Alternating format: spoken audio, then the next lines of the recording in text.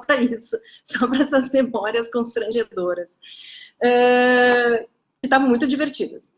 Gente, então a gente está começando, né, essa nossa segunda noite do Festival Fax, e eu gostaria de fugir um pouquinho ao protocolo, né, eu gostaria de fugir um pouquinho do cerimonial, que foi super bem feito, né, super bem feito. Ele foi me repassado pela Cris de Luca, não sei se ele foi feito pela professora Cris de Luca, ou a Cris de Luca está trabalhando com uma equipe, mas o cerimonial está muito bem feito. E eu gostaria só de começar essa noite de hoje fazendo um parênteses em relação à organização do Festival Fax.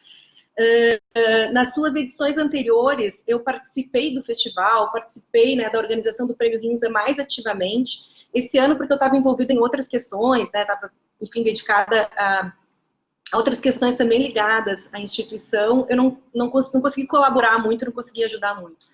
Mas uma das coisas que me entusiasmou bastante, assim, é que eu acho que esse é um ano que é especialmente difícil para a gente se motivar.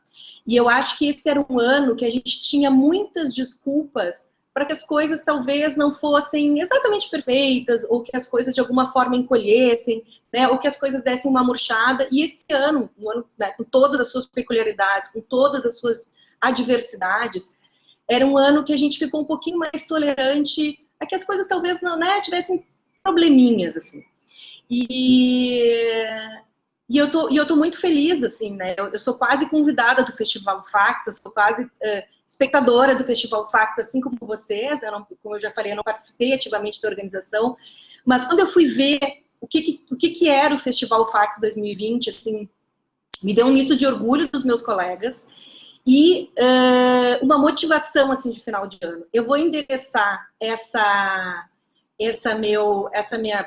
minha fala especificamente ao Francisco Santos, né, Chico, e a Cris de Luca, mas eu sei que tem muitos outros professores e muitos outros alunos envolvidos nesse projeto, mas, né, são as pessoas que eu falo mais diretamente. Então eu vou endereçar vou dizer um agradecimento, tá? Um agradecimento e um agradecimento pessoal. Não é nem um agradecimento da professora, é um agradecimento pessoal, porque eu acho que esse ano, tudo que foi feito, né, tudo que conseguiu manter um padrão já foi excelente. E eu acho que vocês conseguiram extrapolar o padrão que a gente vinha mantendo nos últimos anos. Então, eu posso chegar e dizer que o Festival Fax 2020, assim como ele vinha fazendo nos anos anteriores, ele cresceu, ele está maior e ele está melhor. Tá? Então, eu gostaria de dizer isso para vocês, que num ano como esse, isso não sei nem qual é a palavra que se utilizaria para definir isso. Isso é muito excepcional.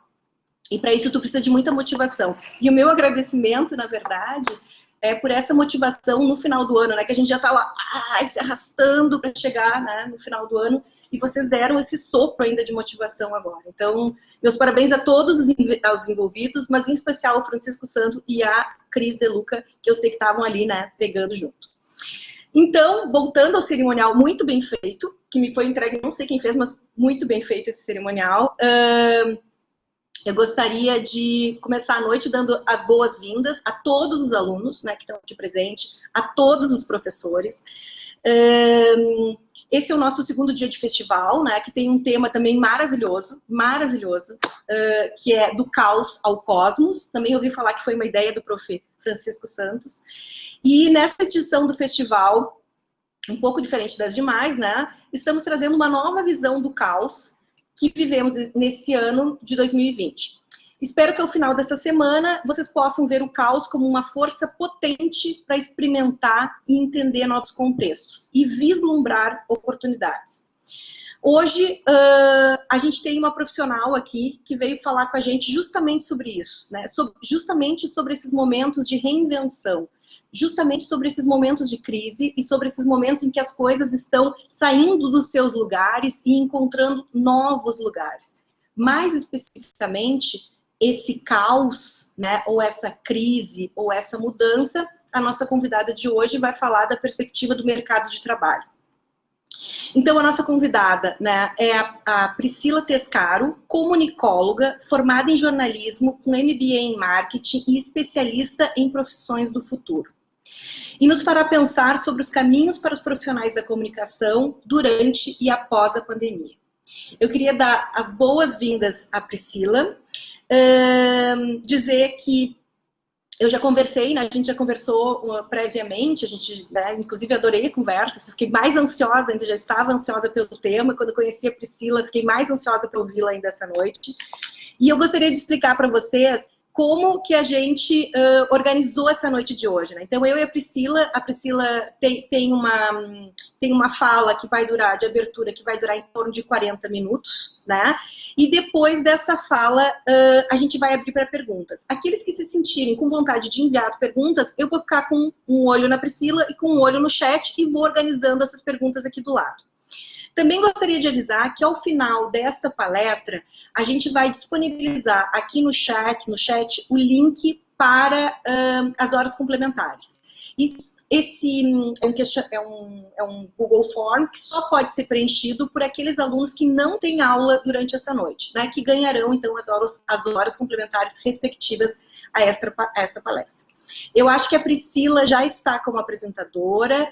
Priscila, se tu quiser abrir a tua... que eu já estou chamando de Pri, né? Priscila, se tu quiser abrir a tua câmera, a palavra é tua, né? Eu vou fechar o meu microfone só para não dar problema de algum som vazar aqui. Seja bem-vinda e vamos começar essa conversa, Pri. Olá, vocês estão me ouvindo porque eu não consigo me ver ainda. A gente está te vendo e te ouvindo, Pri. Ah, então tá, perfeito. Bom, tudo bem? Boa noite a todos. Agradeço muito o convite. A Cris De Luca, que nós trabalhamos juntas, e o convite veio dela, então fiquei bem feliz de poder estar aqui com vocês essa noite, e espero poder compartilhar um pouco do meu trabalho, um pouco do meu estudo, e falarmos um pouco do futuro da comunicação, dos profissionais na área de comunicação e o que vem pela frente aí. Eu estou com uma palestra aqui, eu vou colocar no modo de apresentação, e você, Camila, por favor, se tiver algum problema, tu me avisa, que aí eu posso encaminhar, mas eu acho que tá tudo ok, eu já subi, vamos ver se... Aqui está aparecendo perfeito para mim, Pri. Está aparecendo no cantinho pequenininha e a gente vê a apresentação no centro da tela. Perfeito, então. Então, vamos lá. A Cris me passou esse tema, né, para a gente falar sobre o futuro da comunicação e os profissionais de carreiras múltiplas, né? Por que eu vou falar sobre esse tema? Como a Camila apresentou, eu atuo hoje com reposicionamento de carreiras e carreiras múltiplas, né?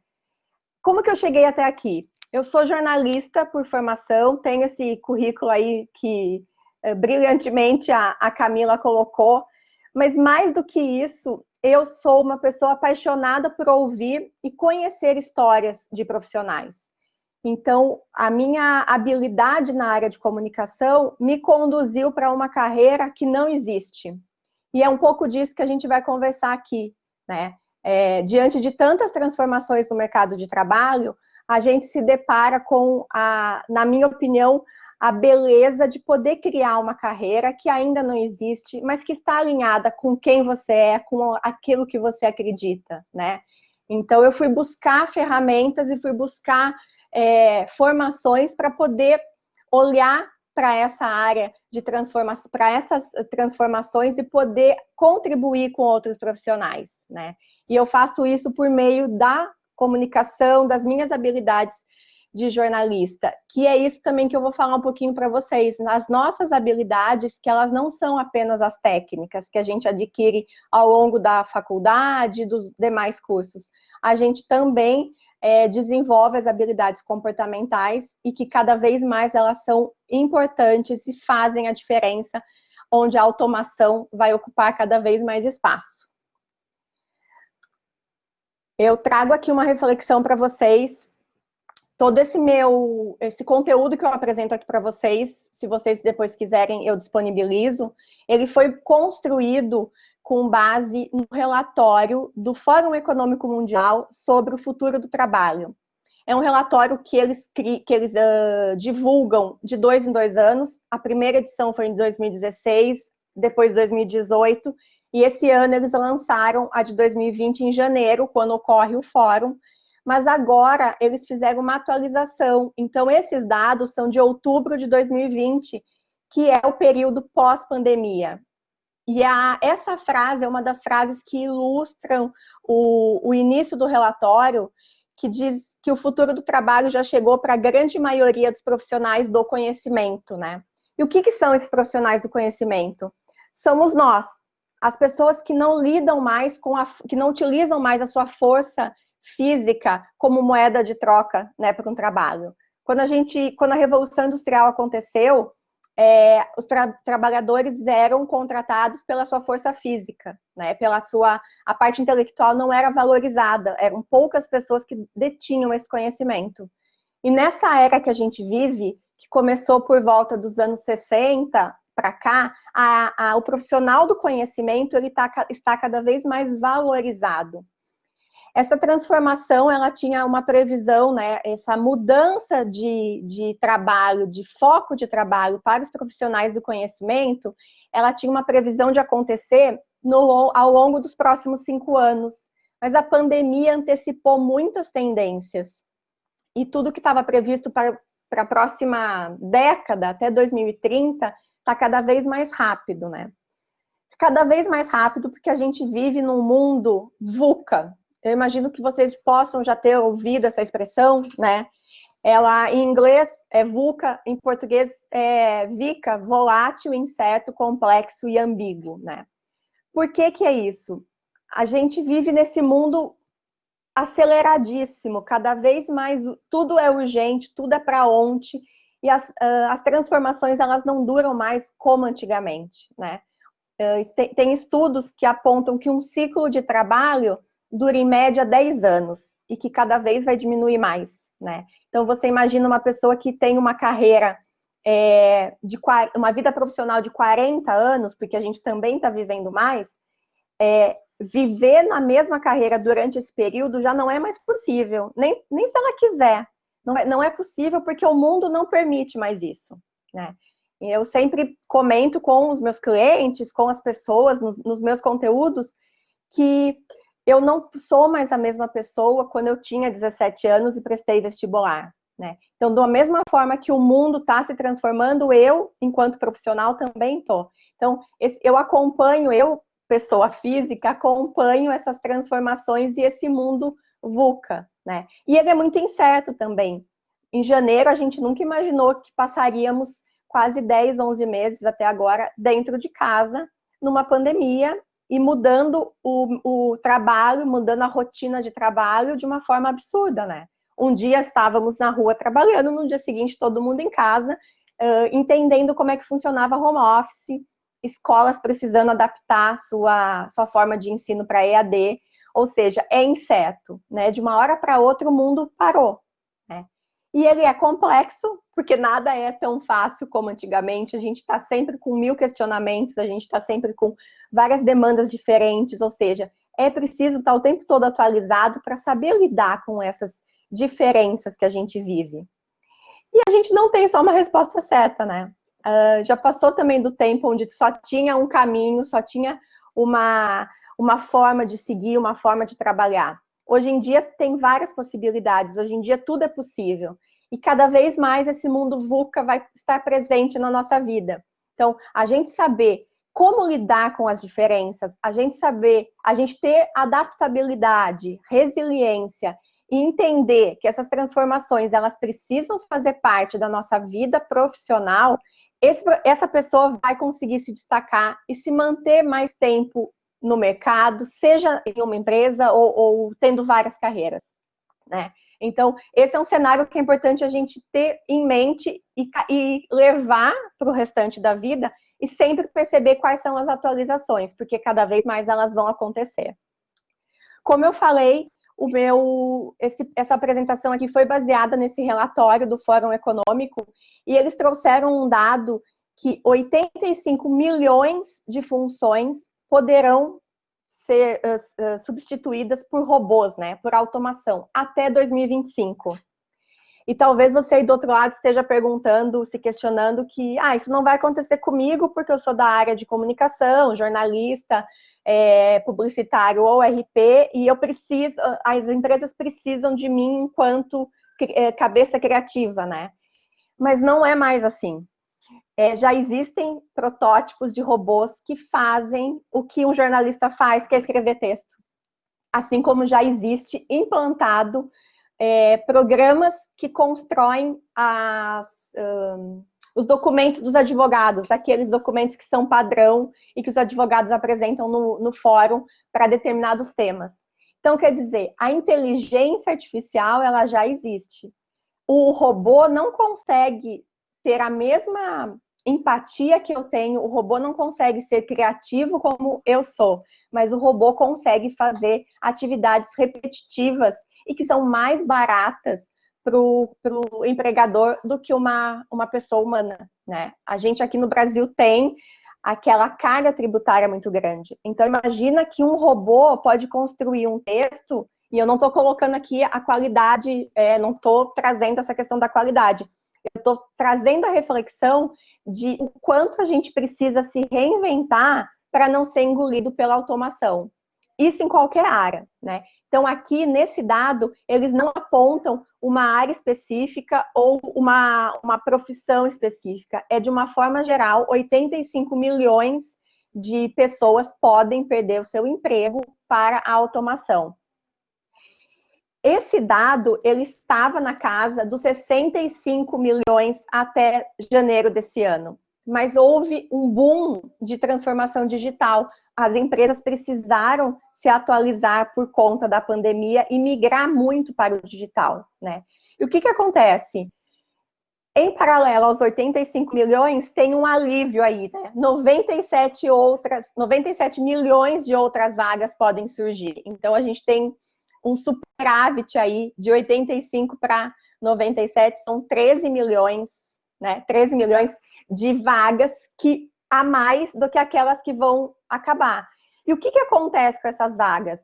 O olhar que a gente precisa ter para isso é que são vagas que um robô não faz, dentro de atividades que ainda não existem ou que estão surgindo ou que foram recentemente incorporadas no mercado de trabalho. Ou seja, não é porque a minha atividade não faz parte dos 85 milhões que eu estou seguro no meu emprego ou na minha carreira. Eu preciso me reinventar dentro da minha carreira. Eu preciso descobrir novos caminhos dentro da minha carreira. Porque se eu continuar fazendo a mesma coisa do mesmo jeito, sendo repetitiva, certamente um robô mais cedo ou mais tarde vai ocupar e eu vou fazer parte dos 85 milhões e não dos 97. Por isso que eles chamam de emprego do amanhã, que são essas novas profissões ou essas atualizações de profissões que já estão surgindo. E o que isso representa também, né? Aí eu trouxe um recorte aqui para vocês, eu peguei mais ou menos a faixa etária de universitários, pode ser que tenha gente mais velha, me desculpa, mas 65% dos empregos da geração Z, que é essa pessoal que nasceu de 98 a 2010, ainda nem existe. A pandemia, eu reforço, acelerou um pouco disso, mas, por exemplo, o meu filho tem 11 anos e a profissão que ele vai escolher daqui 5 ou 6 anos na faculdade pode ser que nem exista ainda, né? Então, a gente tem que focar, olhar para fora desse universo dos 85 milhões e pensar nesses 97, o que eu quero fazer e aonde eu me encaixo, né? Porque 54% das profissões que a gente conhece aqui no Brasil tem potencial de automação nos próximos 5 anos, né? Não que vai sumir tudo, não é terra arrasada, os robôs não vieram para simplesmente tirar a gente de todas as nossas ocupações, mas eles estão ali paro a paro, assim, eles estão na mesma raia que a gente, quase nos alcançando. E são números muito expressivos, né? Imagina mais da metade dos empregados, dos trabalhadores no Brasil, tem a possibilidade de perder o emprego para uma automação. O que vai fazer a diferença? O que eu ofereço para o meu empregador, ou o que eu ofereço para o meu cliente, no caso, se é um empresário ou um profissional liberal, qual é o diferencial que eu tenho que um robô não faz? O que eu tenho de especial? Que problema eu resolvo na minha carreira que um robô não consegue fazer? Então, as habilidades comportamentais, principalmente aquelas que se colocam no lugar do outro, que olham para o outro, elas serão cada vez mais importantes. porque o robô não consegue ter aquele momento de se colocar no lugar e de pensar com a cabeça do cliente ou do empregador ou daquela demanda que está sendo solicitada. E aqui eu trouxe esse dado que eu achei ontem, que eu achei muito interessante, fazendo parte desse raciocínio de mudança de carreira, ou então, será que eu sigo nessa carreira que eu estou, né, diante desses números que eu trouxe aqui para vocês? Ao longo dessa pandemia, nesse ano, 56% das pessoas entrevistadas nessa pesquisa desse ano agora, da Pearson, chegaram a repensar suas carreiras por conta da Covid. Imagina que no Brasil também metade das pessoas acharam que ou sua carreira vai deixar de existir, ou que o seu trabalho pode ser substituído por uma máquina. São números que a gente precisa sempre olhar se está preocupado com o futuro profissional ou se não quer concorrer com uma máquina. A gente tem aqui no Brasil, principalmente aqui, na Europa já não é tanto, mas a gente tem aqui um foco muito grande na questão econômica, né, por uma série de razões. Mas o trabalhador formal, carteira assinada, ele é muito caro para a empresa. Quanto mais as empresas precisarem automatizar as suas tarefas em função de ter dificuldade de pagamento, né, de não conseguir abraçar todas essas questões, elas vão fazer isso. E o risco de eu ser substituída por uma máquina é cada vez maior. Toda essa transformação e esses números aqui que podem ser impactantes no primeiro momento, eles não acontecem do dia para a noite. Eles já vêm num processo de construção que os estudiosos e os futurólogos chamam de mudança da hard economy para soft economy. A gente sai dessa era industrial que a gente vivia, onde era tudo muito, eu chamo de quadrado, né? Tudo muito com linhas retas, duro, como essa hard economy, onde eu só tinha uma carreira, onde eu só tinha um salário, onde era tudo muito, era alta performance o tempo todo, eu precisava trabalhar 12, 15 horas por dia, o happy hour foi inventado para a gente ter um momento de lazer fora do emprego, o emprego era sinônimo de status, mas ao mesmo tempo me exigia muito, e eu tinha que trabalhar das 9 às 9 da noite, num único escritório, dedicação exclusiva. Essa hard economy, que exige muito mais do profissional braçal, muitas vezes, a gente está migrando para essa soft economy, onde permite ter uma maleabilidade maior. Então, eu posso ter mais de uma carreira. Tem estudos que apontam que a gente vai ter até 6 carreiras ao longo da vida profissional. Eu confesso que eu estou na minha 4ª, eu ainda acho que tenho mais 2 ainda para poder me transformar. Eu posso ter diversas fontes de rendas, eu posso ter uma performance com mais fluxo, com mais qualidade, não significa que eu vou ter uma demanda menor, mas eu vou poder fazer no meu tempo, porque o mercado permite isso, a sociedade vive num ritmo diferente, por isso que o mundo VUCA está lá, porque cada momento a gente está se transformando, então a sociedade também está passando por essa transformação de olhar mais para o ser e não tanto para o ter. Essa soft economy passa justamente por isso.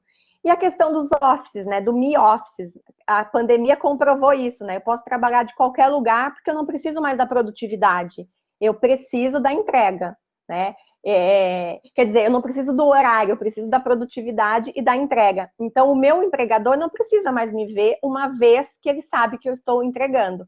É claro, com raras exceções, a gente tem problemas de empresas que, na pandemia, surgiram várias matérias mostrando empresas que colocaram espiões nos computadores.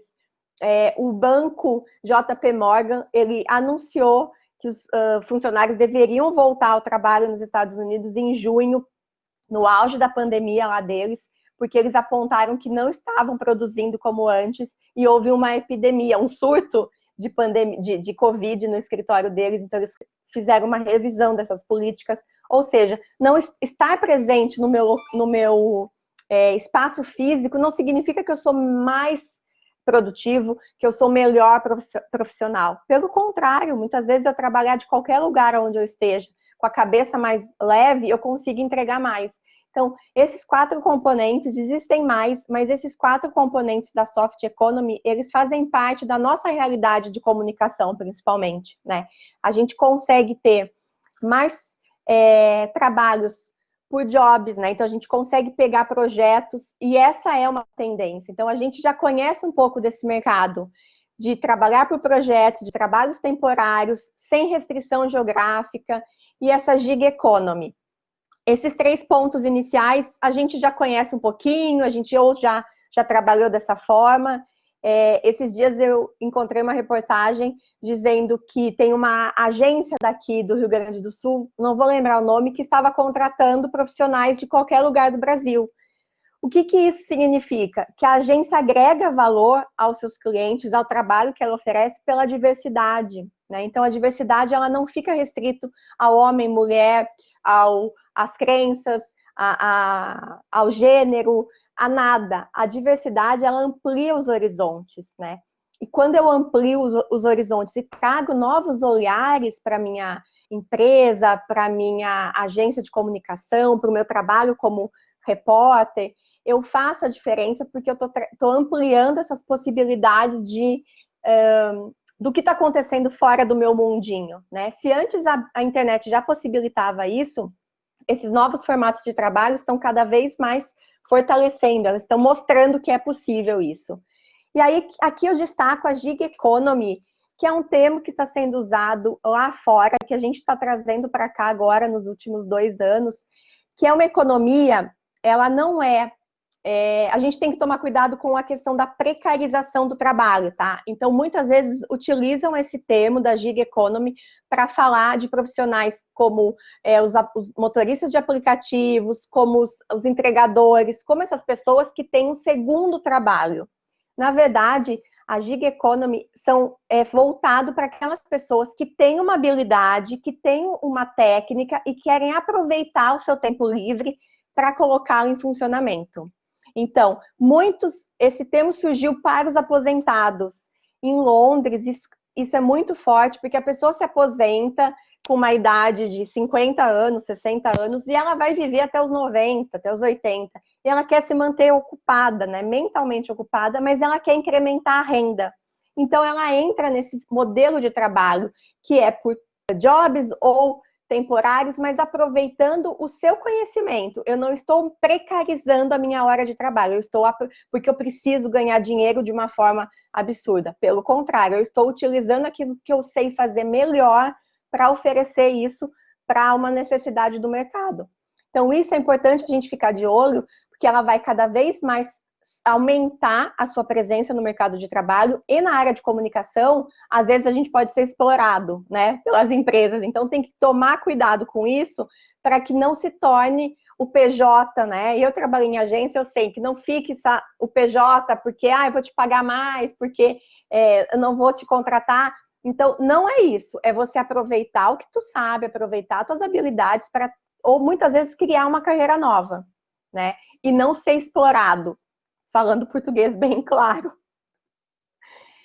E aí, aqui, então, assim, seguindo essa linha de raciocínio, eu queria trazer para vocês esse panorama bem fresquinho sobre os setores que estão crescendo. Eu comentei com a Camila ontem que são 7 setores que vão estar cada vez mais em alta daqui para frente. Eles foram realmente atualizados agora em outubro, pelo Fórum Econômico, e aqui a gente tem a economia do cuidado, que é essa questão da saúde, né? Não tem como a gente fugir da economia do cuidado. Isso envolve todas as áreas de saúde, não só a telemedicina, como ficou muito forte, mas também essas questões de longevidade, né? Então, com o crescimento da expectativa de vida, as pessoas mais idosas vão demandar mais cuidados. Então, tem profissões surgindo nessa área, e tem uma que eu sou apaixonada, que é curador de memórias.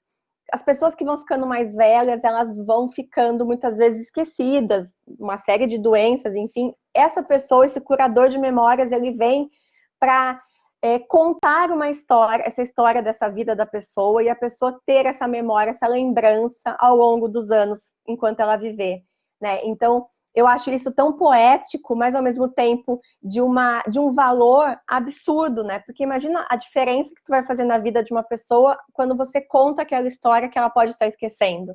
Então, a economia do cuidado é você olhar para as pessoas que vão viver mais e que precisam de uma qualidade de vida melhor ou precisam se adequar a essas transformações na questão da saúde e do bem-estar mesmo, né? Engenharia e computação em nuvem, então todos os tipos de engenharia voltado para a área da internet das coisas, para inteligência artificial, e a computação em nuvem fortalecida assim, em grau máximo por conta dessa transformação digital que a gente está vivendo esse ano, né?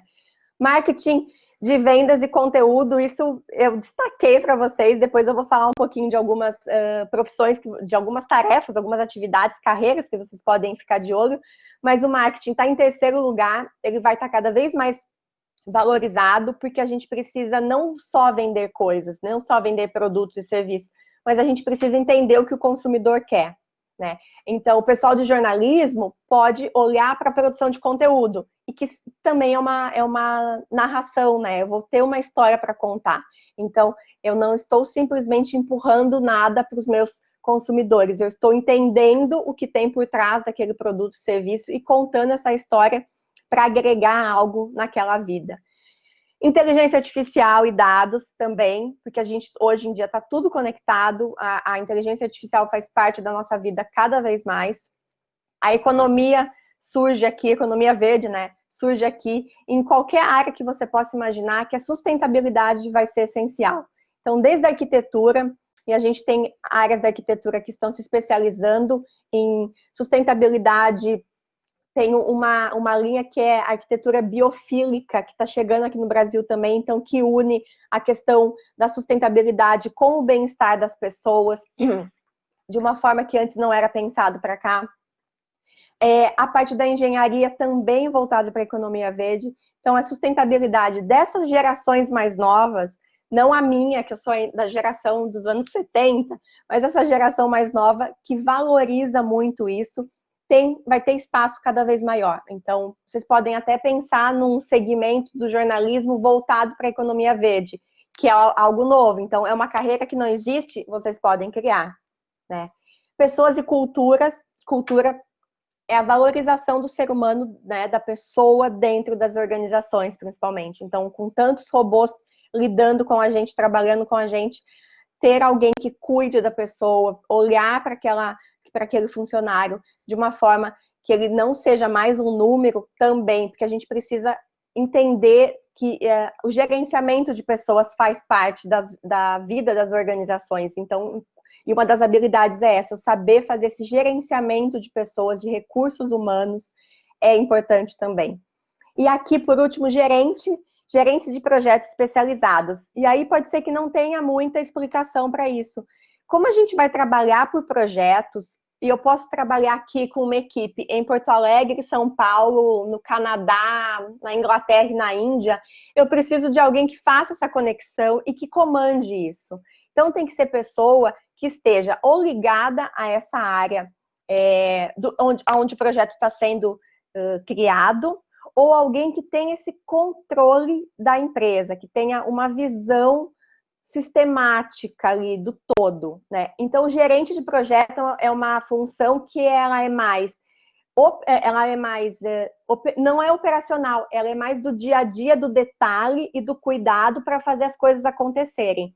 E você pode ser de qualquer área de atuação, tu não precisa ter uma faculdade específica de gerenciamento de projetos ou uma especialização. Você pode ser jornalista e desenvolver essa habilidade no gerenciamento de projetos que façam parte do dia a dia da sua empresa ou da carreira que você vai trilhar. Essas transformações, vou tomar um pouquinho de água que eu tô. Essas transformações que a gente está vendo aqui, ela é do trabalho do futuro, que eu chamo de trabalho do presente. Porque as carreiras, elas serão cada vez mais pautadas em menos sobrevivência, que é pagar os boletos, e mais em expressão. Vocês que são mais jovens, seus 20 anos para trás, podem perceber nas escolhas que vocês fazem de marcas nos conteúdos que vocês consomem, vocês olham para algo que mostrem quem vocês são, que gere impacto na sociedade. Então, é aquela sociedade, como a gente chama, do ser e não do ter. Eu fui criada para comprar uma casa para ter segurança, para comprar um carro para ter segurança, ou seja, comprar coisas significava eu ter segurança e estabilidade na minha vida. Vocês, a geração do meu filho, quer rodar o mundo, quer experiências, quer aproveitar outras oportunidades, quer terminar a faculdade e experimentar um trabalho em outro país. Então, é exatamente essa oportunidade de eu viver de uma forma que tenha mais expressão, colocar naquele projeto, colocar naquela carreira quem eu sou realmente, do que eu trocar o conhecimento simplesmente por reais, por dólares, né? Não que seja ruim, todo mundo gosta de dinheiro, mas a gente vai valorizar muito mais nossas prioridades, vai dar mais importância para aquilo que a gente realmente acredita. E esse impacto, essa reflexão, ela impacta diretamente nesse profissional do futuro. É um profissional que ele quer ter mais de uma carreira. Eu não sei se vocês já ouviram falar nesse termo, carreiras múltiplas. É um profissional, nos Estados Unidos tem uma autora que ela chama Marcia Alboher. Ela cunhou esse termo de profissional slash, né, que é o profissional portfólio. Da onde que surgiu isso? No LinkedIn, se vocês observarem, a gente só consegue colocar um cargo, né? Ou então jornalista, comunicóloga, publicitário. Ela foi percebendo ao longo dos estudos dela que as pessoas começaram a colocar aquelas barras, né? Então, palestrante barra, jornalista barra, arquiteto barra. E ela denominou isso como profissional slash, porque a gente não se encaixa numa única identidade profissional mais.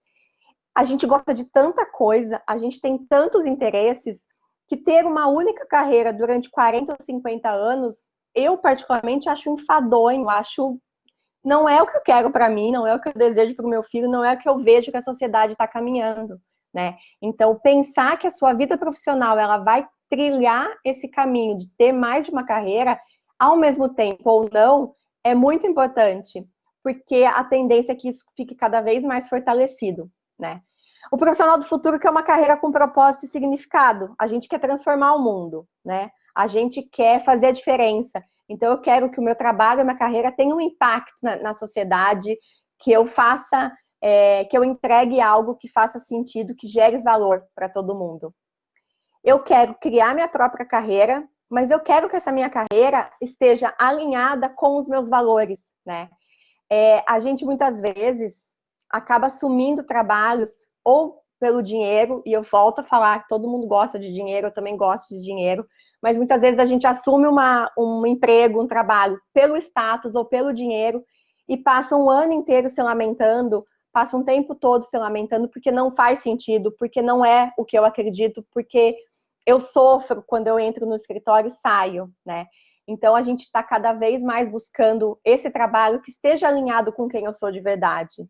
E uma coisa muito importante a gente ter em mente, que os nossos valores, eles vão se transformando, as nossas prioridades, elas vão se transformando ao longo da vida. Quem eu era com 20 anos, o que eu queria com 20 anos, eu não quero mais hoje, né? Porque eu amadureci, porque as minhas necessidades também mudaram, e eu não posso ter a mesma carreira que eu queria quando eu tinha 20 anos, né? Por isso que eu sou uma profissional de carreiras múltiplas e que eu convido vocês a refletirem se vocês já não estão nesse caminho também, né? Desde quando vocês começaram a trabalhar até hoje, será que já não passaram por algumas transformações de carreiras aí, né? Se não agregaram novas carreiras ao longo dessa jornada, né?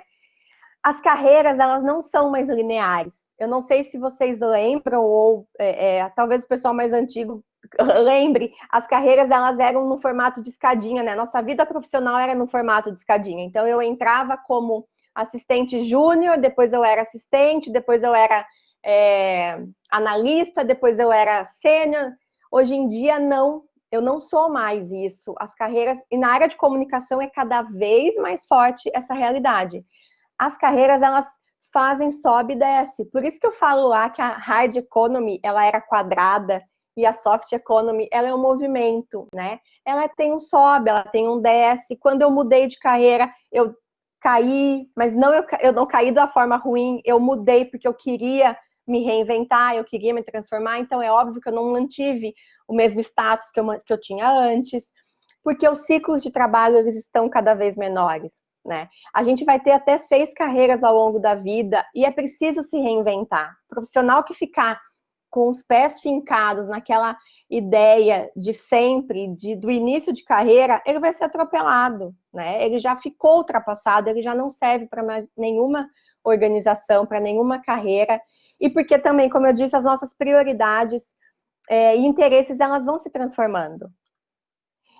Se eu pudesse dar uma sugestão para vocês, é que vocês sejam protagonistas das suas carreiras, né? A gente tem uma profissão, geralmente a gente faz uma formação universitária, mas eu tenho diversas carreiras e eu tenho múltiplas ocupações. Então, dentro da minha carreira, eu posso me reinventar de diversas formas. Eu já fui repórter, já fui editora, já fui assessora de imprensa, já fui gestora de equipe de comunicação, já trabalhei com comunicação interna. Eu me reinventei sempre seguindo uma linha mestra, que é o jornalismo. Mas eu fui me transformando, eu fui me reinventando. E o desafio do profissional do presente, como eu chamo, é justamente ter essa consciência, é saber quando é o momento dele se transformar, quando é o momento dele se reinventar. Por isso que os ciclos estão cada vez menores. A gente vai precisar se reinventar cada vez cada vez mais rápido. Aqui eu quis colocar os 10 principais, porque eles acabam, eles fazem relação um com o outro, né? São os 10 cargos com aumento de demanda, segundo esse relatório do Fórum Econômico, porque o 7º item ali fala diretamente com o pessoal da comunicação, que é profissionais especialistas em marketing digital e estratégia, né? Então, eu também acredito que isso seja focado para o pessoal, para o jornalista e para o RP, porque a comunicação ela é um todo, né? Eu não consigo entender o marketing isolado do jornalismo, isolado do RP, eles se conversam, eles se complementam, né?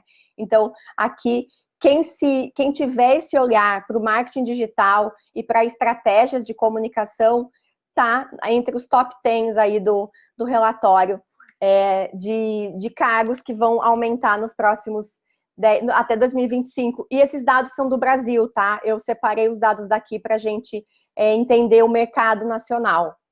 Se vocês olharem os 3 primeiros, eles são os 5 são totalmente voltados para a área de internet, ou de automação, ou de engenharia, de internet das coisas, né? Cientista de dados, ou seja, o digital, a digitalização dos nossos trabalhos vai estar cada vez mais presente na nossa vida.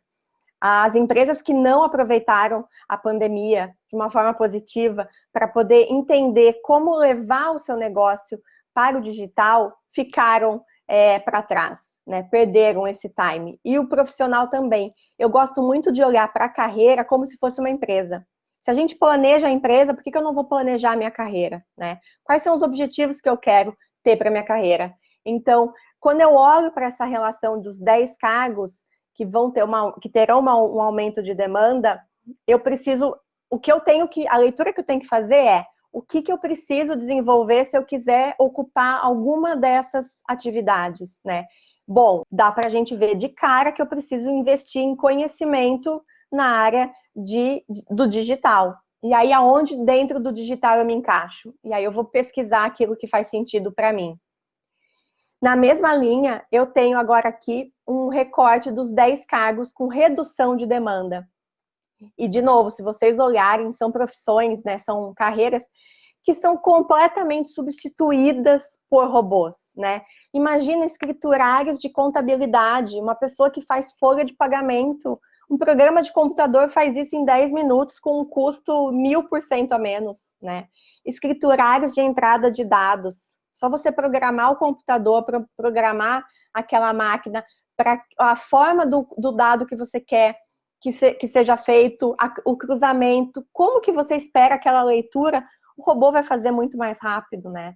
Trabalhadores de montagem em fábrica, aquela imagem do Chaplin lá apertando as porquinhas lá naquela esteira, não existe mais, né? Os robôs são muito mais rápidos e muito mais baratos, né? Secretários administrativos e executivos.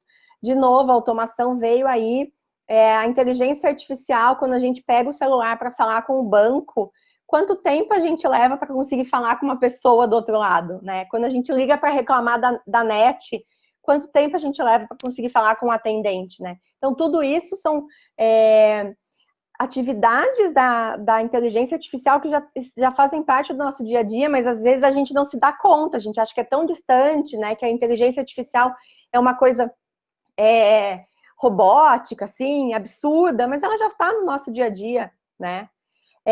Contadores e auditores, ou seja, aquelas profissões quadradas, repetitivas, que exigem tarefas repetitivas, estão fadadas a assumir, assim, com a maior agilidade possível, e esses números, essa relação, é uma previsão até 2025, né?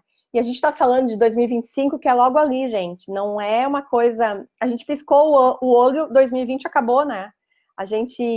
Então, assim, é tudo muito rápido, e se a gente não se atentar, a gente vai ser engolido por essa onda, né? Mais ou menos como aquele meme que a gente vê, né? 2020, a marolinha, 2021, aquela onda engolindo a gente. A gente está mais ou menos ali. Ou a gente se olha para trás e vê o tamanho da onda chegando, tsunami, exatamente. A gente olha e vê o tamanho dessa onda e corre, ou então a gente vai ser engolido. E aqui eu separei isso daqui para vocês porque fala diretamente com a área de comunicação. São esses empregos do amanhã que eu falei lá no início, que o fórum aponta como uma tendência, né? Então, tem coisas que a gente já conhece, produção de conteúdo, assistente de mídia social, coordenador de mídia social, e eu coloquei ali em negrito, escritor de conteúdo, né? O que é um escritor de conteúdo? Se eu tenho uma pessoa que faz uma produção de conteúdo ou um produtor de conteúdo, é uma pessoa que vai contar uma história com esse olhar de escritor mesmo. Uma narrativa com começo, meio e fim. Eu saber que não é algo mecanizado, que eu não estou simplesmente fazendo um Ctrl+C, Ctrl+V. É uma demanda de profissional que precisa ter um conhecimento técnico muito grande do idioma e de técnicas de escrita, mas ele também precisa entender de pessoas. Porque se ele for trabalhar numa empresa, numa marca, ele precisa entender não só da história daquela marca, ele precisa entender dessas técnicas, mas ele precisa saber como que ele vai transformar isso num conteúdo que toque exatamente quem está do outro lado da tela, né? Então, eu achei super interessante, aí quando eu fui pesquisar que eu encontrei essa definição, eu acho até poético, como eu falei na outra, porque imagina, você vai contar toda uma história e você vai contribuir para que as pessoas percebam aquele produto ou percebam aquele serviço de uma maneira tão clara, de uma maneira tão sutil, e isso é você causar um impacto positivo na sociedade, né? Então, a gente não olhar só para o número, não só para a estratégia, mas eu também olhar qual é a contribuição que eu estou fazendo com o meu trabalho para essa sociedade. É a sociedade do ser e não do ter, né? E outra que eu coloquei ali, a gente já conhece hacker de crescimento, gerente de crescimento, as mídias sociais bombando, 2021, tem tendências aí de comunicação que surgiram, vocês devem ter mais acesso do que eu, mas assim, ó, TikTok ali explodindo, os vídeos no Instagram, né, os stories. Eu sou a super adepta de conteúdo escrito, os reels também, exatamente. Eu amo escrever, não me coloca na frente das câmeras que eu meio que travo, não me coloca no rádio, mas me dá um roteiro para escrever, me dá uma matéria de jornal para escrever que eu amo. Então, eu ainda não consegui me adaptar a essa realidade do vídeo, né? Abrir a câmera e fazer. Mas as marcas precisam ter essa consciência e já estão tendo. E os profissionais que vão para o mercado precisam perceber que isso faz parte da realidade, né? Então, se você é um profissional liberal como eu, você precisa entender que eu tenho que ter a consciência que eu tenho que desenvolver essa habilidade, né? Essa habilidade de malemolência, digamos assim. Mas Se eu sei, eu posso até desenvolver uma carreira onde eu vou ajudar profissionais a se soltarem na frente do vídeo, olhando para essa questão da empatia, olhando para essa questão não do número, e sim daquilo que faz sentido para a pessoa e que faz sentido para a marca, né? Chefe do digital, que foi o que eu recortei aí para vocês, é uma pessoa que vai coordenar essas equipes, mas ela vai acompanhar por meio de estratégias, né? Ela vai ser a ponte entre o final, que é quem executa, vamos supor que é esse lado aqui de produção, de assistente, mas ele vai ter esse olhar na estratégia do que a marca está buscando. E ele vai coordenar, ele vai fazer essa ponte entre os dois lados para colocar isso em funcionamento, né? É uma carreira que não existia, ela surgiu nos últimos 2 anos e ela está aí prevista como para estar cada vez mais presente na nossa vida. E aí, assim, eu gosto desses números porque, como boa jornalista, eu acho que os números, eles reforçam aquilo que a gente está sempre falando, porque dá credibilidade, né? Eu vou entrar aqui para falar das habilidades, e é importante a gente ter esse número em vista. 40% de nós, dos trabalhadores em todo o mundo, deverão passar por uma requalificação até junho de 2021. Essa previsão era de pelo menos 5 anos. Aí a pandemia veio, aquela onda veio e atropelou a gente. Então, imagina que eu preciso olhar para qual habilidade eu devo desenvolver. Não é uma questão de escolha mais. Eu quero ou não quero. Não. Eu quero manter o meu emprego, eu quero desenvolver minha carreira. Quais são as habilidades que eu preciso desenvolver? Não é mais uma opção, né? Porque quando a gente volta lá e eu digo que a gente precisa ser dono da nossa carreira, é porque 94% dos líderes, dos empregadores, eles esperam que os funcionários adquiram essas novas habilidades no trabalho. Tem uma habilidade que muitas vezes a gente não se dá conta que precisa desenvolver, que é a autogestão. E esse número aponta para isso. Os empregadores não querem mais saber o que eu tenho que desenvolver, qual é a habilidade que está me faltando. Como tem muita gente no mercado, se eu não me qualifiquei, ele vai me dispensar, porque não cabe mais à empresa oferecer a qualificação. Cabe a mim, enquanto profissional, ir atrás disso, até para poder me oferecer para outra empresa, né? Então, quando a gente se apropria da nossa carreira, a gente acaba tendo o poder de decisão, e que eu acho isso fantástico, né? Eu posso transitar por diferentes empresas, diferentes jobs, mas eu tenho consciência daquilo que eu preciso fazer. E esse número reflete muito disso. Se a gente entregar na mão das empresas a nossa transformação, o nosso desenvolvimento pessoal e profissional, a gente não vai continuar, a gente vai parar, vai estagnar. E esse número era de 65% em 2018, ou seja, quase que todos os líderes entrevistados por essa pesquisa, de todo o mundo, tá? É uma pesquisa que eles fazem no mundo todo, eles acreditam que cabe a cada um de nós. Ou seja, em 2 anos, olha como esse número saltou quase 30% a mais, né? Essa frase aqui meio que deu um choque para mim quando eu li no relatório, que é: o mundo vai precisar dessa requalificação emergencial, e eles afirmam que 1 bilhão de pessoas precisam se requalificar até 2030. São menos de 10 anos, gente, né? 1 bilhão, a gente está falando de 1/8 da população mundial. Vamos tirar as crianças, vamos tirar os idosos. Quase que a metade dos trabalhadores precisarão passar por uma requalificação, né? Então, essa autogestão, esse autogerenciamento da carreira, quando eu sou dona da minha carreira, é que vai fazer essa diferença. É eu decidir qual é a habilidade que eu preciso desenvolver, é eu decidir quando eu vou desenvolver essa habilidade. Eu quis trazer para vocês no mesmo slide, por mais que tenha ficado meio juntinho, as diferenças de habilidades o que era em 2018, o que era esperado em 2018, o que foi atualizado para 2020. Só para vocês entenderem, quando eles fizeram esse número de 2018, era que as pessoas deveriam desenvolver essas habilidades até 2020, tá? E é óbvio que a gente não conseguiu atingir esses números, o que é perfeitamente normal, assim, a gente não consegue desenvolver tudo ao mesmo tempo.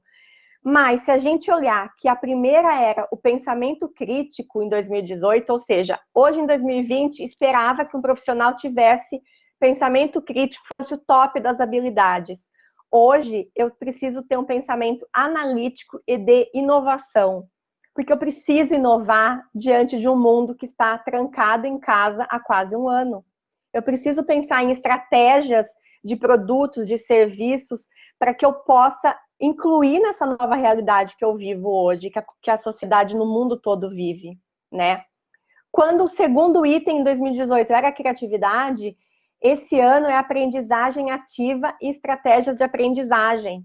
Talvez vocês tenham ouvido falar que a gente vai aprender para o resto da vida, né? Aprendizagem contínua, lifelong learning. Eu não posso parar de aprender, nunca, nunca, nunca, nunca. Eu não preciso fazer o tempo todo cursos formais, não preciso terminar uma graduação, entrar numa pós, entrar no mestrado. Eu acho isso ótimo, eu super defendo a educação formal, mas eu preciso entender que eu escolher um tema de estudos e investir 3 meses nesse tema é importante para eu poder desenvolver alguma técnica a mais que talvez o meu concorrente não tenha.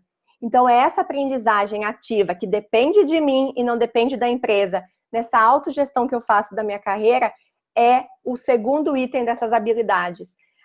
As empresas, como elas vão contratar por jobs, por temporadas, por projetos, elas meio que lavam as mãos, né? Então, se eu não pensar na minha carreira, a empresa não vai pensar. Em 2018, o terceiro item é a gestão de pessoas. Hoje é resolução de problemas complexos, né? Então, se eu não entender o que está acontecendo no ambiente que eu trabalho, naquele núcleo que eu atuo, e propor soluções de problemas difíceis, eu não agrego nada para a empresa, né? Assim como o quarto item, que é o pensamento crítico e a análise. Então, se vocês olharem os 4 primeiros, eles falam desse pensamento, desse olhar para todo o sistema da organização, né? Falando de uma empresa. E ele fala de mim enquanto profissional, que eu preciso ter esse investimento em aprendizado contínuo, né? Eu preciso estar o tempo todo me desenvolvendo. Ou seja, mais do que nunca é o profissional do conhecimento que vai estar cada vez mais presente no mercado de trabalho. E se eu desenvolvo essas habilidades que fazem essa diferença na empresa, que fazem essa diferença no produto que eu ofereço, no serviço que eu tenho em mãos, o mercado entende e volta para mim tudo isso. A criatividade, que era a segunda habilidade, ela caiu para a quinta, porque eu preciso de profissionais mais rápidos, eu preciso de profissionais mais ágeis, mas que primeiro resolvam problemas e que depois sejam criativos, né?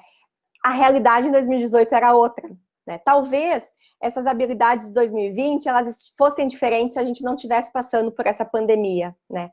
Mas nesse mundo VUCA, que tudo muda muito rápido, essa atualização foi super importante para eu poder entender, tá, o que 2021 eu tenho que desenvolver, né? Deixa eu ver quais cursos eu posso fazer dentro dessas novas expectativas do mercado de trabalho. Depois a gente tem liderança e influência social, ou seja, esse gerenciamento que eu tenho da minha carreira, eu também preciso entender essa equipe que eu atuo, ou se eu sou um líder dessa equipe, que eu preciso ter uma influência sobre ela, eu preciso ter uma voz de comando, pensando nas pessoas sempre, né? Então, eu saber como criar essa liderança voltada para essa influência de mais do exemplo e menos da obrigação, é isso que essa habilidade pede. Uso, monitoramento e controle da tecnologia, ou seja, tecnologia para todos os lados que a gente olhar, está na nossa vida e vai ficar cada vez mais forte, não dá para a gente negar isso.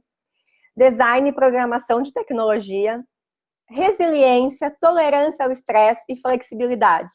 Eu confesso que para mim esse item estaria no topo da lista, porque que ano para a gente desenvolver a nossa resiliência e a nossa flexibilidade, né? Cada vez mais a gente precisa ser adaptável, já que o mundo está mudando muito e muito rápido, Se eu não tivesse poder de me adaptar, né, de eu dançar conforme a música e de eu ter essa capacidade de me reinventar, essa resiliência para olhar que aquele copo ele não está meio vazio, ele está meio cheio, e como que eu me reinvento nisso, eu estou ali entre as habilidades esperadas. Uma sugestão é, olha com carinho para a resiliência e adaptabilidade, elas vão fazer a diferença, né? O profissional que tem o conhecimento técnico, mas que não tem isso bem desenvolvido, ele pode ser preterido por um colega ou por uma outra opção, né? Raciocínio, resolução de problemas e ideação, né? Então, os problemas cada vez mais presentes na nossa vida, e aquele profissional que tiver um raciocínio rápido, aliado à criatividade, vai conseguir ter esse destaque no mercado de trabalho. Aqui eu seleciono as 5 habilidades que, na minha visão, e pelo que eu tenho visto nos meus estudos e no dia a dia com os meus clientes, elas são as mais importantes, né? Eu respeito muito aquela lista do Fórum Econômico, mas essas daqui eu posso desenvolver no meu dia a dia, porque eu vou levar para a vida toda. O pensamento crítico, ou seja, eu olhar para todas as opções que tem e formar a minha opinião. Não é um achismo, tá? É importante eu ter conhecimento teórico, eu ter a possibilidade de ter novas informações, de eu me abrir e permitir que essas novas informações cheguem, mas eu preciso ter a minha opinião baseado nessas informações que eu fui colher, né? Não é então esse achismo, é eu ter a minha posição bem definida com base em argumentos sólidos. A adaptabilidade, como eu disse para vocês, a inteligência emocional também, gente, né? Esse ano tão instável, então tá certo que todo mundo teve seus dias de altos e baixos, mas quando eu consigo manter o meu emocional o mais equilibrado possível e muitas vezes me mostrar vulnerável para a empresa, me mostrar vulnerável para o mercado, faz parte dessa inteligência emocional, porque tem um ser humano, né? Se a gente quisesse robô, se a gente quisesse máquinas, as empresas contratariam, mas elas querem contratar pessoas, então é possível também mostrar a minha vulnerabilidade. Mas tudo tem hora, tudo tem um momento, né? Então, cuidar para que isso não fique tão desequilibrado. Criatividade, e aqui a criatividade serve para qualquer área de trabalho, não é só nessa área da comunicação que a gente está falando. Então, a criatividade para resolver problemas, a criatividade para gestão de equipe, né? Encontrar soluções criativas para qualquer situação do nosso dia a dia, na nossa carreira. E o aprendizado contínuo, né? Sou uma defensora, eu amo estudar, eu estou sempre fazendo um curso. Na pandemia eu me inscrevi em, sei lá, acho que 10 cursos ao mesmo tempo, quase enlouqueci, não dei conta. Se vocês olharem aqui, eu estou rodeada de livros, ou seja, nunca parem de estudar. É muito importante isso, e é isso que vai fazer com que a gente tenha novos olhares, com que a gente veja novas possibilidades de carreiras ou de áreas de atuação, e que a gente se destaque entre tantas outras pessoas que estão surgindo, né? O mercado está cada vez mais crescendo, e quantos jornalistas, quantos RPs e quantos profissionais de publicidade saem a cada semestre das faculdades, né? Então, a gente precisa ter consciência desse diferencial, e para mim essas 5 habilidades são as principais, especialmente no pós-pandemia. Para finalizar, então, assim, o que a gente pode esperar do futuro do trabalho? É um trabalho por propósito, então cada vez mais eu quero colocar minha impressão digital naquilo que eu faço, na minha carreira. É um profissional curioso, né? Então, invista na sua curiosidade, porque só assim tu vai conseguir entender quais são essas necessidades que o mercado pode demandar e que você pode oferecer. Não limite-se a uma única visão, ou seja, questione, amplie os olhares, vá atrás de novas informações, forme a sua opinião, desenvolva essas habilidades comportamentais, né? O mercado espera isso, as empresas tiraram o time delas de campo e jogaram essa responsabilidade nas nossas mãos, e estejamos preparados para essas mudanças cada vez mais rápidas. Os profissionais devem se planejar e se adaptar com a incerteza crescente sobre onde e quando será o seu próximo trabalho. Então, ninguém é mais 100% estável, exceto o funcionário público concursado. Ninguém vai durar 10 anos na mesma carreira, na mesma empresa. Raras exceções assim absurdas, muito pontuais, Então, se a gente estiver atento para tudo que está acontecendo, eu consigo me reinventar mais rápido, eu consigo me adaptar mais rápido, e assim eu consigo não ficar no limbo, né? Eu consigo me destacar diante desse mar de oportunidades aí que existem de pessoas que estão concorrendo comigo. Era isso. Não sei se eu falei muito rápido, mas é que eu vou me empolgando, eu vou gesticulando, né? Tentei segurar aqui as mãos. Eu agradeço muito o tempo de vocês, a disponibilidade. Aqui estão os meus contatos. Entram em contato comigo, me escrevam. Eu adoro compartilhar, adoro falar sobre esses temas. E eu estou muito à disposição de vocês. Era isso, Camila. Não sei se agora eu tiro o compartilhamento, me orienta. Priscila, primeiro, obrigada. Se tu quiser, tu pode tirar o compartilhamento. Tá, Vamos ver como é que eu faço. Eu acho que tu tem que... Isso, lá no cantinho. Ah, legal. Acho que alguém me tirou, então. Obrigada. Gente, então agora a gente vai abrir para as perguntas. E enquanto o pessoal vai se organizando para as perguntas, eu gostaria de agradecer, Priscila, foi maravilhoso. Eu assisti essa palestra com 3 pessoas aqui. Eu assisti como mãe de uma criança de 9 anos, assisti como profissional também do século passado, que eu me orgulho de ser uma profissional do século passado, né, que se formou em 1999, e assisti também como professora, né? E vamos ver se temos perguntas vindos. Enquanto não veio uma pergunta ali, eu gostaria de fazer uma. Priscila, eu me formei em 1999, eu ainda tenho solução... Não, mentira, não é essa a pergunta.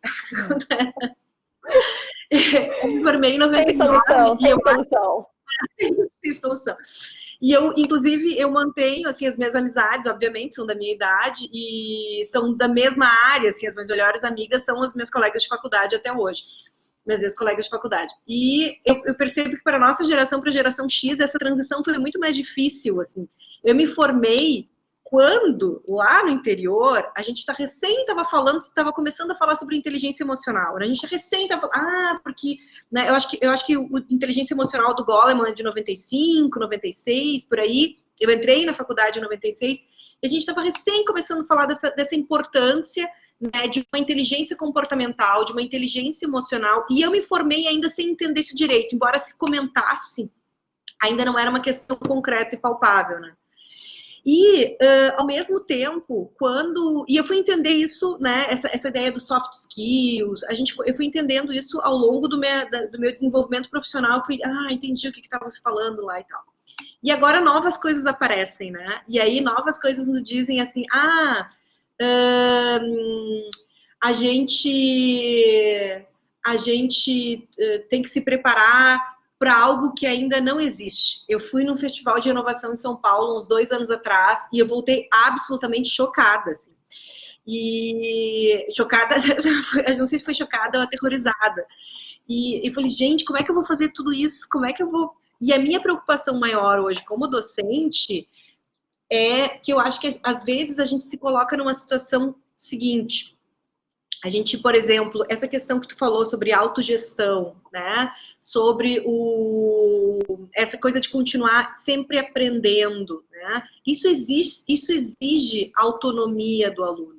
Mas o aluno também vem de um contexto educacional em que ele não tem autonomia, né? Ele vem de um contexto, de uma escola tradicional em que ninguém falou lá para ele que era autonomia, falaram para ele sentar e aprender. E aí a gente chega com graduação e tem uma aparente contradição, né? Porque a gente tem que dizer, agora tu tem que desenvolver autonomia, peraí, ninguém me ensinou isso até agora. Tu tem algum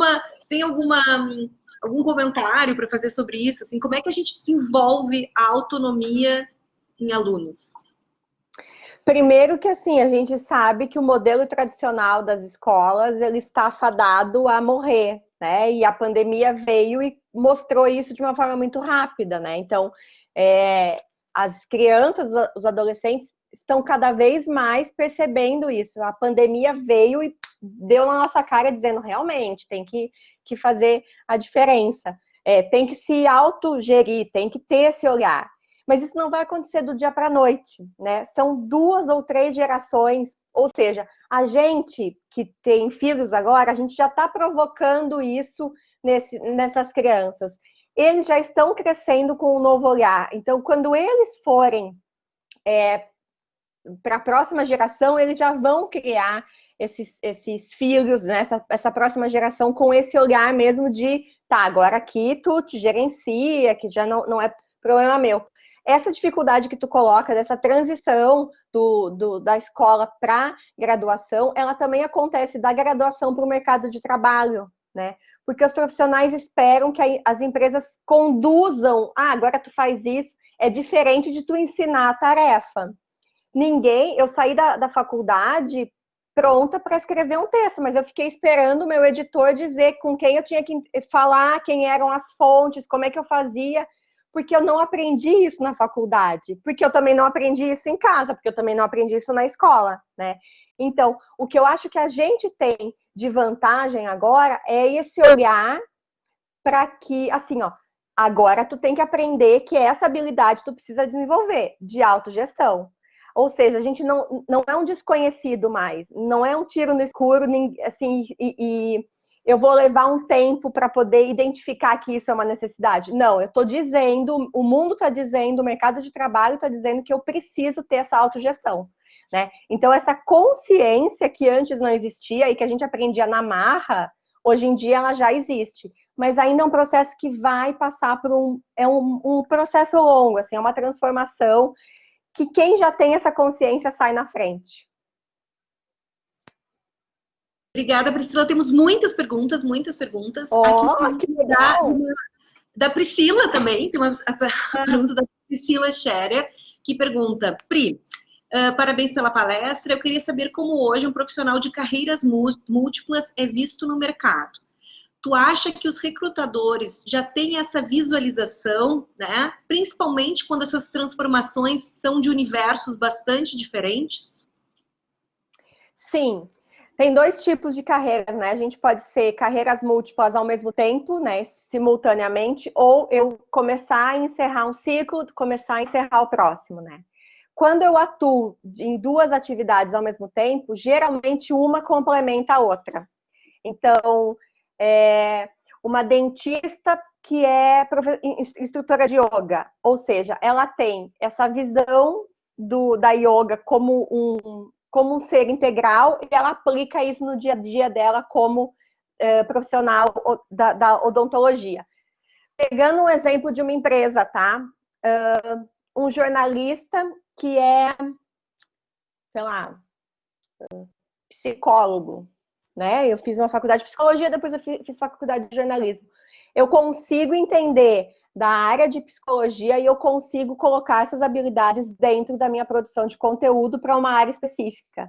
Então, as grandes empresas, sim, já têm esse olhar que agrega muito mais do que separa, do que distancia, quando eu tenho profissionais de diferentes áreas atuando ou no mesmo projeto, ou se eu tenho uma vida paralela, se eu tenho uma carreira portfólio, eu contribuo muito mais, eu agrego muito mais valor do que eu estou me distanciando do meu propósito, né? E é importante isso ser muito claro para a empresa e para a gente. Não é simplesmente um bico. Muitas vezes as pessoas entendem, porque eu faço doce muito bem, então eu vou criar essa carreira. Não, não é isso. Bico é uma coisa, gig economy é outra, carreiras múltiplas é uma outra coisa. É eu ter uma habilidade, eu investir conhecimento técnico para desenvolver essa habilidade. Né? E aí elas podem acontecer ao mesmo tempo ou não, e as empresas estão sim atentas para essas transformações e demandando profissionais cada vez mais com esse perfil. Não sei se eu respondi, mas a resposta é o cenário é positivo. É bem visto. Obrigada. Temos outra Priscila hoje à noite das Priscilas, gente. Agora Nossa, Priscila... é um nome tão bonito. Todo mundo. A Priscila Brito, querida, minha aluna. Parabéns pela incrível palestra. Qual a maior dificuldade, na tua opinião, de um profissional recém-formado? Faltou a Priscila Rocha. Priscila Rocha, estou esperando tua pergunta. Então, a pergunta, perdão, da Priscila Brito é: qual a maior dificuldade, na tua opinião, de um profissional recém-formado? É a gente achar que só a competência técnica vai garantir o trabalho, vai garantir aquele emprego, né? A competência técnica todo mundo tem, todo mundo que fez. Então, se a gente tirar todos os profissionais, todas as pessoas que estão na área na turma de vocês de publicidade, de jornalismo, de RP, eles são iguais, porque vocês estão recebendo o mesmo conteúdo, a mesma informação técnica. O que vai me diferenciar do coleguinha é as minhas habilidades, a minha trajetória de vida, por onde eu já passei, o que eu já vivi, quais são as habilidades que eu já desenvolvi, o que eu tenho de experiência mais em uma área e menos em outra. Essas habilidades, esse olhar comportamental, essas habilidades comportamentais que não estão ainda bem enraizadas nos novos profissionais, porque a gente está descobrindo isso ao longo da carreira, que faz a dificuldade, que é o ponto de dificuldade, é onde a gente engasga, sabe? É onde que a gente trava, porque a gente coloca todas as nossas fichas na faculdade, na graduação, na pós. Mas não é só isso, né? O robô pode, daqui a alguns anos, fazer o que eu faço.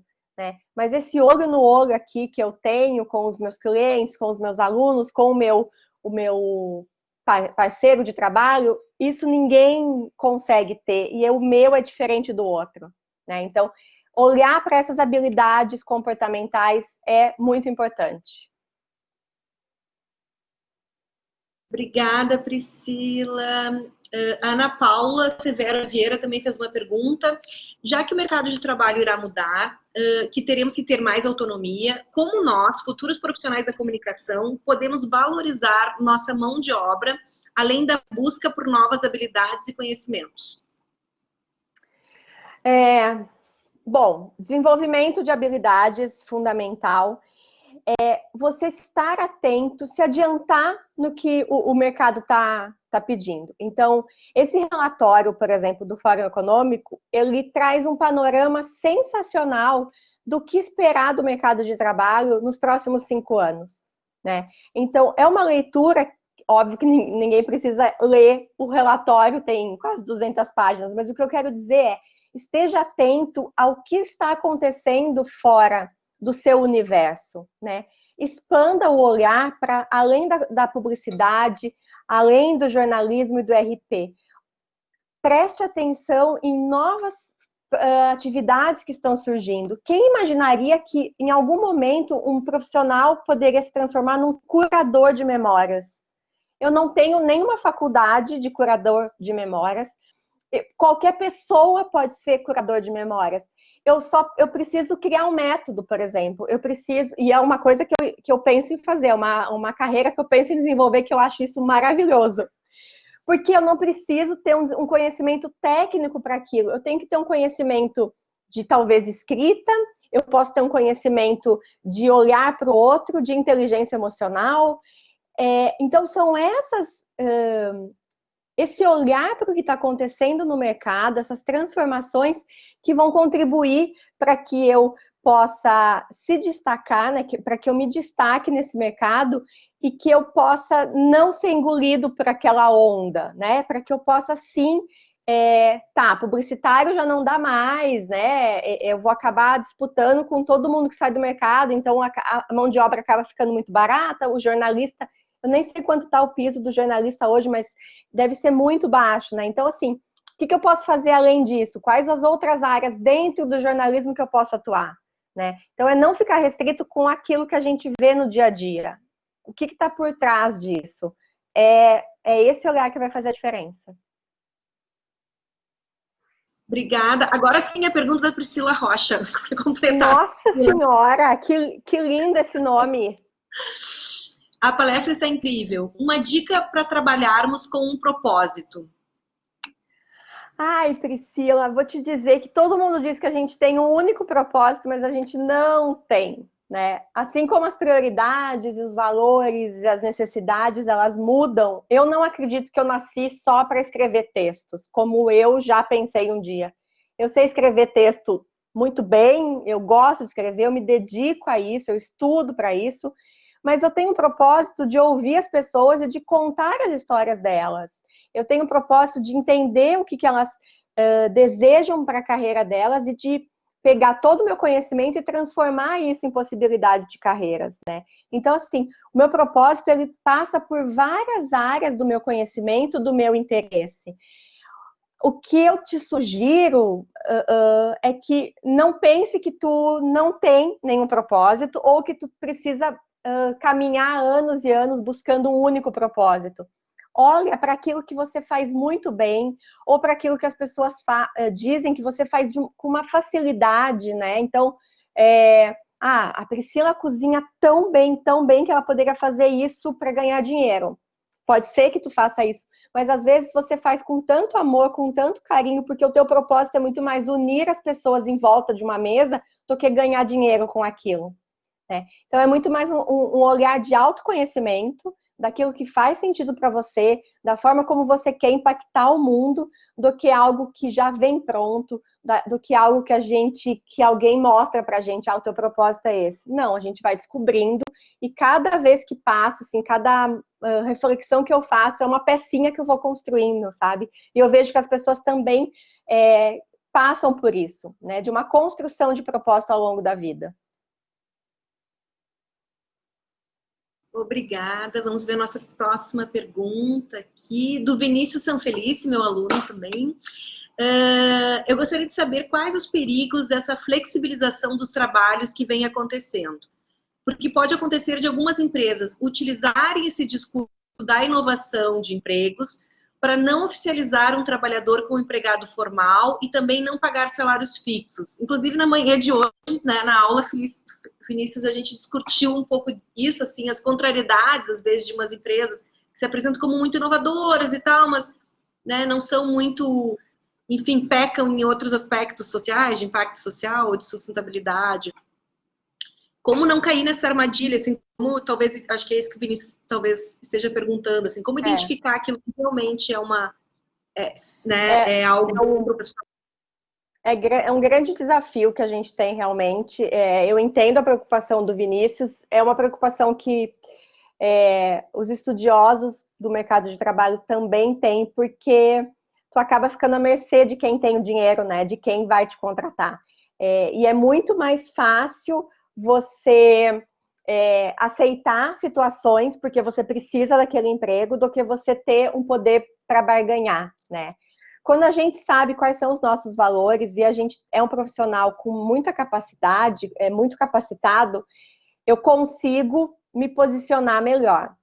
Mas é um processo que vem sendo construído. A área de comunicação, na minha opinião, ela tem muito dessa questão da inovação, e aí você acaba utilizando desses meios para não pagar o funcionário como CLT, ou então pagar um pouco em CLT e o resto por fora, né? Porque acha que é uma vantagem. Tem uma coisa que a gente precisa entender. Cada vez mais, esse modelo tradicional de trabalho que a gente conhece, ele vai diminuir e com o tempo vai deixar de existir. Porque eu preciso ter uma autogestão para mim. Então, eu preciso entender aquela empresa que vai fazer, que cheira a sacanagem, digamos assim, porque ela tem outros fatores que contribuem para que ela não seja uma empresa confiável, mas eu também preciso ter essa compreensão de que os modelos estão mudando. Então, cada vez mais esse mercado vai propor trabalhos por jobs, trabalhos por projetos e trabalhos temporários. O que eu posso fazer quando eu aumento as minhas fontes de renda, eu consigo ter esses diversos, a gente chama de diversos ovos em cestas diferentes. Eu não concentro todos os meus ovos numa única cesta de renda, né? Porém, eu preciso entender dessa transformação e me precaver juridicamente, né, que seja, mas não dá muito para a gente lutar contra. É a gente entender até onde vai esse limite da precarização ou da sacanagem da empresa e até onde o mercado está mudando, né? Acompanhar o movimento do mercado também, do que está acontecendo fora do nosso dia a dia, também é importante, porque vai te dar um termômetro. Mas não dá para a gente fugir muito, né?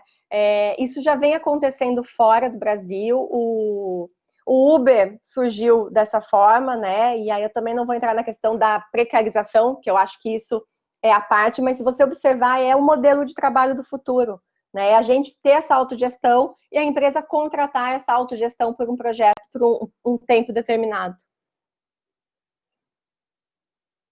Obrigada. Agora, mais uma pergunta da Gabi Adamati, e a Gabi pergunta: Priscila, qual o diferencial que podemos oferecer no mercado de trabalho para que não sejamos substituídos pela inteligência artificial? Ai, que medo! Essa pergunta Temos seres humanos. Um robô ainda, e eu espero que leve muitos anos ou décadas, não consegue ter habilidades humanas. O robô pode ser criativo, mas ele não consegue desenvolver um pensamento crítico, a menos que ele seja programado para isso.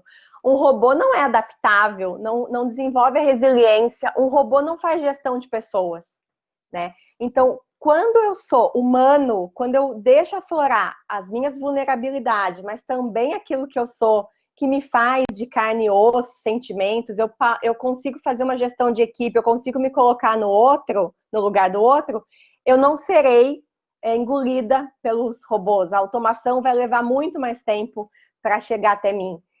As tarefas, elas podem sim serem automatizadas, mas o meu papel dentro da organização, se eu for humana, ele não vai ser ocupado por uma máquina, né? Então, invista em conhecimento técnico, mas invista nessa humanidade, né, da gente como pessoas, seres humanos. Isso vai garantir um tempo maior de permanência no mercado de trabalho. Obrigada. Temos mais alguma pergunta? Aqui. Às vezes eu fico preocupada de ser um cenário apocalíptico, assim, sabe? De estar trazendo as piores notícias do mundo. Mas eu acho que aí me vem outro pensamento que bom que as universidades estão abrindo espaço para essa discussão de olhar para o mercado e para a realidade, né? Para formar profissionais atentos a essas transformações, essas mudanças e que vão acompanhar tudo isso, né? Então, o cenário pode ser ruim, a gente tem 85 milhões de empregos que vão sumir, mas tem 97 que vão surgir, então a gente tem que olhar para esse copo meio cheio. A Brenda, na verdade, não fez uma pergunta, mas fez um comentário ali, né? Ela disse: eu fui chamada para uma entrevista numa empresa super inovadora e conhecida e cheguei lá e era uma contratação de MEI. Essa é uma questão, né, que eu acho que é mais ou menos, tu falou indireta, tu falaste sobre isso, tu mencionaste que não necessariamente o MEI é uma questão negativa, né? Uma vez eu tinha um aluno em sala de aula, primeiro semestre, e ele chegou e falou, e eu comentei, a gente foi fazer uma visita numa agência, e eu comentei que lá todas as pessoas eram MEI nessa agência. E ele falou: o que eu tô fazendo nesse curso? Carteira assinada. E embora, obviamente, que a gente tem que ter essa consciência social, a gente tem que ter, né, enfim, eu sou uma professora sindicalizada, né, então, embora a gente, acho que a gente tem que entender isso, a gente também não tem que ficar com esse pavor do MEI, né, que o MEI, ele é utilizado de forma deturpada, obviamente que é, como muitas coisas no Brasil são deturpadas, né, mas eu acho que não tem que ficar né, a priori, assim, tá tudo errado com o MEI, né? Não é necessariamente uma coisa negativa. O que eu acho interessante desse olhar diferenciado do MEI é que pensa que as empresas ainda não estão nesse nível, mas qual que é o objetivo do MEI? É eu poder trabalhar para 3, 4 empresas ao mesmo tempo, fazer o meu horário, não precisar cumprir das 9 às 6, eu ser dona da minha carreira e eu poder fazer as escolhas, né? Então, se eu estou apenas numa única empresa, eu preciso me sujeitar àquilo que ela está me colocando. Quando eu sou MEI, eu não preciso mais, né? Então, essa dinâmica do MEI, ela funciona muito mais para eu ter essa liberdade do que eu ficar sem os benefícios que uma CLT pode me dar. Mas é um processo de mudança que vai ao longo dos anos, né? Acho que isso não vai acontecer da noite para o dia e a gente precisa se educar para essa nova realidade. Eu também acho que a gente tem que se educar. Eu sou super a favor disso. Eu acho que é bem que tu disse, um caminho sem volta, né? claro que apavora, assim, eu fiz a minha MEI recentemente, assim, e comecei a trabalhar também por MEI recentemente, e a princípio, assim, também era tudo meio nebuloso. Agora a Cris comentou ali, a Cris De Luca comentou, eu fui durante 6 anos e meio em agência MEI, né? E é uma outra lógica, né? Tu tem que administrar o dinheiro de uma outra forma, tu tem que fazer as tuas reservas, tu tem que planejar as tuas férias, tu tem que planejar, né, o que seria um FGTS, é uma outra lógica que implica nisso. Não necessariamente má, né? Não necessariamente equivocada. Eu conheço várias pessoas, inclusive essas amigas que eu comentei, né, que hoje são, enfim, a maioria delas saiu e trabalha para várias empresas e tem a sua MEI, e adoram, né? Claro que em realidades também diferentes, né, de tipos de serviço, tipos de trabalho diferente, de hierarquia, profissionais. Acho que tem mais uma pergunta ali. E eu acho que a área da comunicação, ela é muito favorável para a gente ter esse modelo de trabalho diversificado, de eu trabalhar para várias empresas. Eu sou totalmente a favor da produtividade e não do cumprimento de horários, porque a gente que é criativo, né, às vezes eu tô a fim de trabalhar das 6 da tarde até a 1 da manhã, porque a minha casa está mais tranquila, porque, né, preciso me concentrar.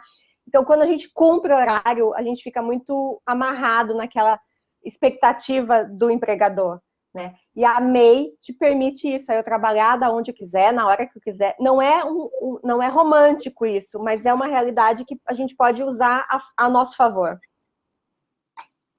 Que a gente aprendeu também esse ano, né? Exatamente, a gente precisou aprender. A Maria Benetti também perguntou, como ter coragem para começar um novo emprego de um ramo diferente? E o acho que a gente responde primeiro da Maria. Tá.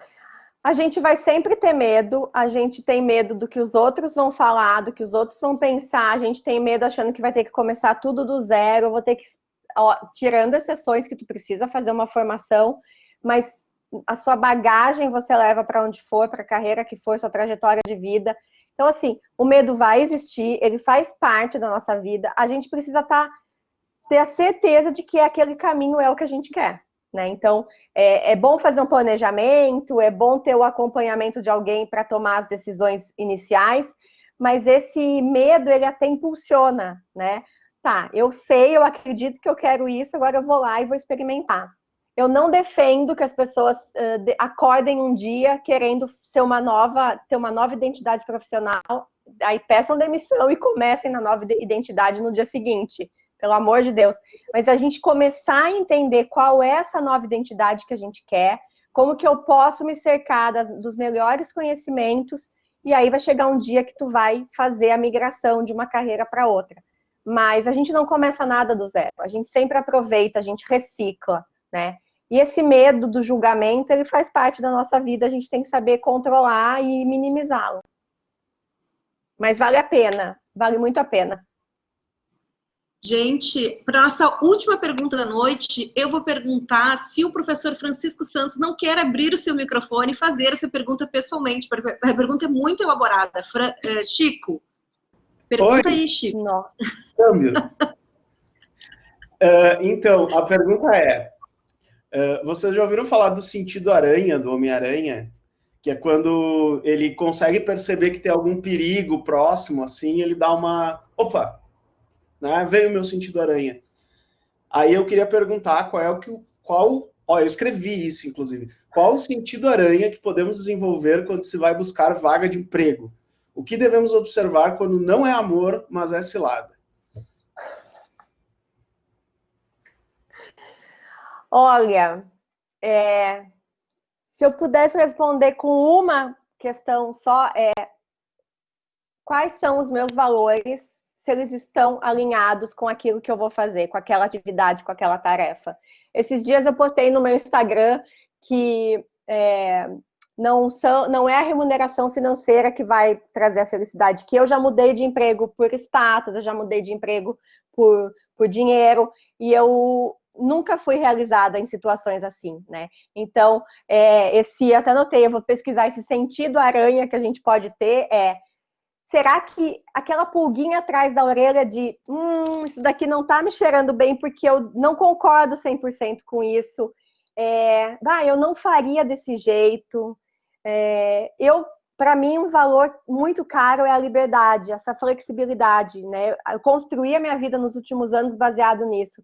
Então, se eu tenho uma empresa que quer me contratar por 10 mil reais por mês, que é um salário que eu vou amar, mas eu vou precisar passar por cima de coisas que para mim hoje são muito importantes, esse é o meu sentido aranha. Essa é uma coisa que eu vou falar, não vale a pena fazer esse investimento, né? É cilada e não é amor. Então, é ficar atento se os meus valores pessoais estão alinhados com o que a empresa está oferecendo. Não sei se eu respondi, eu confesso que eu vou pesquisar o que é sentido aranha para poder depois, se for o caso, eu vou até gravo um vídeo no Instagram falando sobre isso. Olha, eu vou te dizer que isso é só quem é do universo nerd dos anos 90, que o Homem-Aranha já nem tem mais sentido aranha agora. Mas sensacional, obrigado aí pela tua resposta, eu acho que era isso que a gente precisava ouvir. Que bom, fico feliz. Gente, coisa boa acabar essa palestra que foi cheia de conteúdo, né? E acabar com essa pergunta leve do professor Francisco. Não consigo dizer professor Francisco, mas essa pergunta do Chico, né? Quando quiser, minha. Fiquei feliz que foi uma citação do universo dos quadrinhos e não foi de sertanejo universitário. Porque o sertanejo universitário ia te dar um bloco aqui, né? Te tirar da palestra. Então, assim, sensacional isso. Ele é o rei do sertanejo universitário. Terrível. Então, eu gostaria primeiro de agradecer de novo, Priscila. Eu comentei contigo, né, que eu costumo falar para os alunos que essas palestras, que a gente convida pessoas profissionais, né, e não... elas batem diferente nos alunos, né? É um fator que a gente não consegue dar na sala de aula, né? Não que eu tivesse capacidade de falar todos esses conteúdos que tu falaste hoje, mas às vezes a gente fala determinadas coisas e parece que não bate muito, né? E aí eu comentei contigo que nós, os professores, somos os ordinários, né? O do todo dia. A gente está ali, no cotidiano, no ordinário, no maçante, garantido, toda semana. E vocês, profissionais brilhantes, assim, que vêm com essas visões do mercado, né, que vêm com essas visões do mundo, né, têm esse caráter extraordinário, né, batem nos alunos de forma diferente. E eu vou te dizer que hoje não bateu só nos alunos, assim, também bateu em mim, eu fiquei em várias aplicações. Fiquei revisando, sabe, a minha carreira, revisando a minha docência, revisando, né, todas as coisas que eu faço, que eu gosto. Então, eu acho que foi uma coisa que, enfim, acho que foi fantástico, tenho certeza que foi para todos os alunos fantástico, também para mim, adorei, né, acho que a Cris também adorou, o Francisco também adorou. Então, eu queria, de novo, agradecer por essa disposição, né, por esse carinho, né, que tu colocaste na tua fala, e dizer que essa coisa de falar rápido ou falar com as mãos é só quem tem paixão, né? E nós só trabalhamos aqui na Fax com pessoas com paixão, nem queremos as outras que nem gesticulam, tá? Então, assim... Que bom! Então, assim, eu queria agradecer a todos que participaram, né? Todos os alunos que estão aí, os professores, também tem outros professores perdidos, aqui a Cris, né, apareceu, o Chico apareceu, mas a todos os professores que participaram. E queria lembrar para vocês que hoje é a nossa segunda noite do Festival Fax, mas que amanhã a gente tem mais, né? A gente tem programação até sexta-feira, e amanhã a gente tem uma palestra bem legal também, que vai falar sobre caos e democracia, e vai ser uma palestra sobre comunicação política e liberdade de expressão, com as convidadas Cândice Carvalho Feio, da Globo News de Nova York, a Núria Saldanha, da CNN Brasil Washington, e vai ser mediada pelo professor Ricardo Cunha. E eu acho que a Cris já colocou ali no chat o linkzinho para horas complementares. Eu posso colocar de novo, ou a Cris coloca ali de novo para nós. E a gente vai encerrando essa noite cheia de Pris, aqui cheia de Priscilas, tá? Muito obrigada. Muito obrigada. De novo, um abraço enorme para esses meus colegas que estão organizando esse evento. Priscila, tu não sabe, essa galera move céus e terra. Que legal. Na pandemia. A Cris eu conheço e sei o quanto ela é dedicada. A gente trabalhou juntas na SEC, olha, pediu qualquer coisa, ela já está lá agilizada. Que legal todo esse conteúdo que vocês vão compartilhar. Eu vi, recebi o e-mail com toda a programação. E que bom que vocês estão abrindo espaço para o mercado. Parabéns, fico muito feliz. Tá certo, então, gente. Boa noite, prazer em tê-los todos aqui. Obrigada, um beijo, boa noite, gente. Boa noite. Tchau. Tchau.